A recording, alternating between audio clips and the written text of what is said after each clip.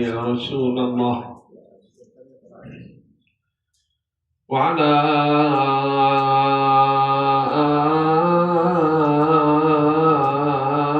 آل بيتك المظلومين صلى الله عليك يا سيدي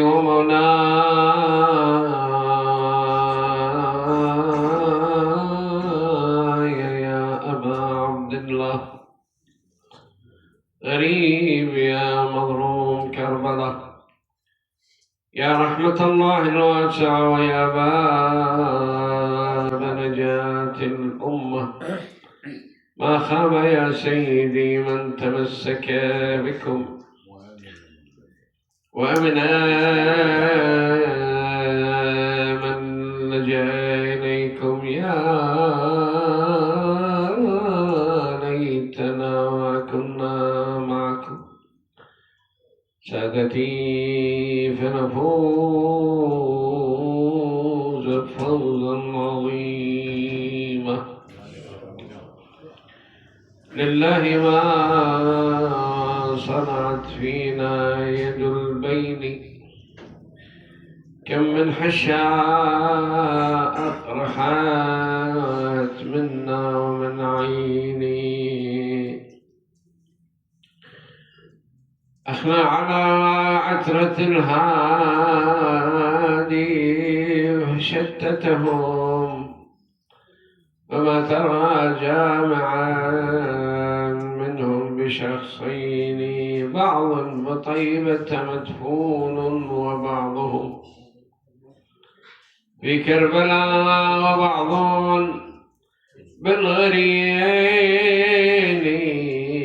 بالغريين وأرض طوس وسامراء وقد ضمنت بغداد بدرين حنا وسط قبرين لا حول ولا قوة إلا بالله العلي العظيم إنا لله وإنا إليه راجعون. مرت قبل يومين يوم استشهاد الإمام العاشر من أئمة المسلمين وخلفاء الله في العالمين الإمام علي بن محمد الهادي النقي صلوات الله وسلامه عليه. أكثر فترة وأصعب فترة عاشها الإمام هي أيام المتوكل العباسي بعد أن كان الإمام بالمدينة وكان يعني يقصده الناس من كل جانب وكان في يوم من الأيام كتب وراح العباسي إلى المتوكل ونص الكلام قال له إن كانت لك بالحرمين حاجة فأخرج منها ابن الرضا. ابن الرضا يعني هو فعلا لأنه لا يرجع رضا يصير جده، بس لأنه الإمام مشهور كان يعني قضية الرضا انشهر عند العباسيين أكثر من بقية الأئمة قضية ولاءة العهد ويعني فقام كل اللي يجي من بعد الرضا يسموه ابن الرضا. على كل ودى جماعة جيش يعني قوامه 300 رجل ومعهم القائد اللي هو يحيى بن هرثمة ورجل آخر من الشرات يعني خارجي وكاتب كاتب شيعي وياهم ذولا 300. قالهم المتوكل يأتون بالإمام علي الهادي عليه السلام وقالهم أيضا خلوا أثقالكم بالكوفة وروحوا إلى المدينة وأتوني به. المسافة أصبحت قليلة يعني. بالطريق وصلوا إلى مكان صحراء. تعرف هذا الطريق طويل يعني، هم ساكتين، هم تصير مناظرات من هذا ومن ذاك كذا. فوصلوا إلى أرض كبيرة يعني صحراء. التفت الخارجي إلى هذا الرجل الكاتب الشيعي، قال له: يزعم صاحبكم علي بن أبي طالب عليه السلام أنه ما من أرض إلا وهي قبر أو تكون قبر. من أين يأتي الله سبحانه وتعالى ليملأ هذه الأرض القبور؟ والظاهر أن هذا الشيعي ما عنده معلومات، سكت ما جاوب. قاموا يضحكون يعني يحيى وهذا الشرف. أنا كنا نوصل إلى المدينة. أول ما وصل المدينة يحيى بن هثمة سلم الكتاب إلى الإمام، والإمام ما كذب، قال له: بس انتظرني فترة 10 أيام لنتهيأ للسفر. وبهالأثناء ودى الإمام على الخياطين وقال لهم: أريد ملابس سميكة تقينا من البرد، إحنا رايحين بسفر، واستعجلوا بهن. يحيى بن هثمة يقول: نحن بالصيف وبيننا وبين العراق أيام، شنو يقول له هذا أريد ملابس سميكة وكذا؟ يعني ما عندهم شغل وعمل، متخذين هذا إمام. هذا بينه وبين نفسه يقول. الإمام ما حاشا شيء، يقول خلوا راح. والله فعلا استعجل الخياطين وجابوا الملابس السميكة للإمام وخلاه يعني. استعد السفر، وصلوا إلى المنطقة اللي يتناظروا بها هذا الكاتب الشيعي والخارجي. سبحان الله، لملمة السماء، ويعني ذاك الجو صار الصيف تحول إلى برد، وكذلك ثلوج، وأمطرت السماء مطرا كثيرا. طبعا الإمام لبس هاي الملابس وجماعته كلهم وأهل بيته، وأعطى قسم من الملابس هذه إلى يحيى وجماعته. شوية يقول ما طولت هي هاي. الإمام بيده أشار إلى الغيمة، راحت الغيمة، كشفت السماء، وإذا كل شيء ماكو هنا. وإذا يعني 80 واحد اللي ماتوا بهذا المكان، 80 واحد من 300 اللي جابوا. يحيى التفت الإمام إلى يحيى قال له: هكذا الأرض تكون قبرا أو سوف تكون قبرا، ادفن أصحابك. ليأكد أنه الإمام يعني سعة علمه، وهذا طبعا كل واحد يدري به، والإمام بينه وبين مسافة لما تناظروا. لكن القضية قضية علم، قضية علم بالغيب أيضا. النتيجة أنه حتى يبين من هو الإمام. راحوا إلى سامراء. أول ما وصل إلى سامراء الإمام أسكنه المتوكل في خان يسمى خان الصعاليك، ومنع عن الناس وهكذا. وقال بين فترة وفترة يودي جماعة يفتشون الإمام أو هذا مكان الإمام، خاف أنه عنده قضية ثورة وأنه يصير سلاح كذا. ليلة من الليالي ودى ساعد الحاجب قال ائتني به على ما تراه من الحال. فعلا يقول دخلوا على الإمام لقوا يقرأ القرآن وما عند الإمام شيء، يعني سلاحة والقرآن وسجادة الصلاة ولو قصعة، يعني هذا ما عنده أكثر من هذا. جابوه وين هو قاعد هذا في مكان في أحد قصوره يشرب الخمر، فجابوه قالوا احنا ما لقينا شيء.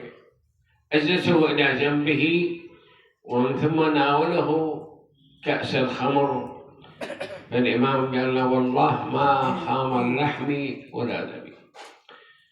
بعدين ألح على الإمام بأن يلقي عليه الشعر، رفض الإمام، لكنه بعد أن أقسم عليه بالله أن لا يعفيه فقرأ هذه القصيدة المشهورة التي هي موجودة، يعني باتوا على قلل الأجبال تحرسهم غرب الرجال فلم تنفعهم القلل واستنزلوا بعد عز من عواقلهم واسكنوا حفرا يا بأس منازل ناداه صارخ من بعد ودفر أين الأسرة والتيجان والحلل، أين الوجوه التي كانت منعمة من دونها تضرب الأستار والكل فأفصح القبر عنهم حين سألهم تلك الوجوه عليها الدود يقتتل إلى آخر القصيدة. خلت المتوكل يجزع ويترك الشراب وقال لهم شيلوا كل هذه الأشياء، ورجع الإمام معزز مكرم مع كذلك هدية له ودخل إلى الدار. لكن هذه حقيقة، يعني لو ترجع لحقيقة دول هو مغرورين بن العباس مثل ما كانوا بني أمية وغيرهم، يعني يتصور أنه الشيء هو، لكن الإمام حقيقة ألقى عليها القصيدة اللي جعلت أنفه يتمرغ بالتراب، لكن فاد هذا الشيء لا، بالعكس يقول يوم من الأيام كان يشرب الخمر هو وزيره الفتح بن خاقان، لأن دائما هو يشرب الخمر، ودخل عليه ابنه المنتصر ومعه الأتراك وقطعوه بالسيوف أربعا، ما عرفوا اللحم من الدم من الخمرة وصارت كلب، يعني ذهبوا إلى جهنم وبئس المصير. هاي النتيجة الآن. هذا ليش؟ هذا أولا سمح بأن يشتم أميرا من عليه السلام عن المنافق. ثانيا منع زيارة الحسين يعني حرث القبر وصل إلى الحائر. كذلك أنه فرض ضرائب مالية وبدنية، وكان يقتل أيضا كل من يزور. لكن أيام راح، ترى مو بس هو، صدقنا حتى هارون منع زيارة الحسين وهدم قبر الحسين. لكن وينهم؟ صدقون ذولا بن العباس لهم قبور ما ولا وعد، الله وكيل، لأن ظلم مو طبيعي. النتيجة هاي. هذا حقيقة اجى من بعد ابن اسمه المنتصر، هو اللي قتل أباه 6 أشهر وقتلوه الأتراك، 6 أشهر قتلوا الأتراك. وهكذا شوف، يعني دائما الأتراك يوم يدخلون شؤون الدولة قاموا يعزلون خليفة ويقتلون خليفة إلى أن وصل الدور علما إلى المستعين، وأيضا قتلوا الأتراك. وفي أيام المعتز العباسي الإمام علي الهادي عليه السلام اللي دس إليه السم وقتله بعد أيام. طبعا الإمام سرى السم في بدنه روح للفداء، وكان عنده ابنه العسكري عليه السلام أيضا في سامراء. وأيام وإذا الإمام قد قضى نحبه شهيدا محتسبا مسموما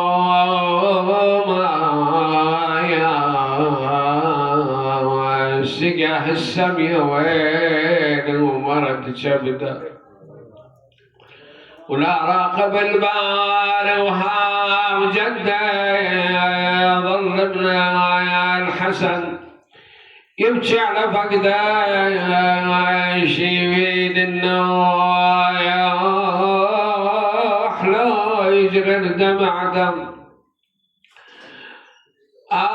يا شلون يا مش ضجت اصوات زلم نسوان يا معكثر العبرات يا تنشد عن الهادق ومات ثالث رجب لو 26 يا يصرخ الناعم دمع يصرخ الناعم قلب ما نوم على الهاد مات مسموم لكن أقول تخف الهموم ما مات من الماء محروم ولا بالحافر سحقة القوام ولا سلبوا من عند الهدوم ولا انسبت زينب وشرثوم ويلا يا على حسين المات مظلوم. الإمام الحسن هو الذي جهز أباه وحسب الأصول وصلى عليه ثم دفنه في الحجرة التي مات فيها. لكن الإمام الإمام الحسن هو الذي جهز أباه بعد أن شيع تشبيعا مهيبا والشبل غسل وتصارخ عياله بقبران الزنا فوق الترباله بس حسين ما حد غسله وشاله 3 أيام ظل مطروح بالوادي. طبعا فرق كبير بين الحسين وبين علي الهادي. هذا الإمام اللي كان بدنه سالما ولكن يبقى أنه مات مسموما، لكن جده الحسين الذي قتل عطشانا غريبا وبقي 3 أيام بليالي أنا اللي صار بي وما جرى بناس شفتك عالثرى وبخير ترداس دار الوكيل نزلتك بلا راس جسد والله يا صارت لمجاني وين بالأمس كانوا معي واليوم قد رحلوا. إلهي بحق الحسين وجده وأبيه وأمه وأخيه والتسعة المعصومين وذريته وبنيه وشيعته ووليه نجنا وخلصنا من الهم والغم الذي نحن فيه برحمتك يا أرحم الراحمين. أصحاب الماتم وفقهم لكل خير وتقبل منهم هذا العمل قربة لوجهك الكريم إلى أمواتهم مع أموات الحاضرين والمستمعين وعلى من مات على الولاة والإيمان وعلى أرواح العلماء والسادات وعلى أرواح الشهداء وعلى أرواح من فقدناهم من خدمة المنبر الحسيني نهدي للجميع. الفاتحة تسبق الصلاة على محمد وآل محمد.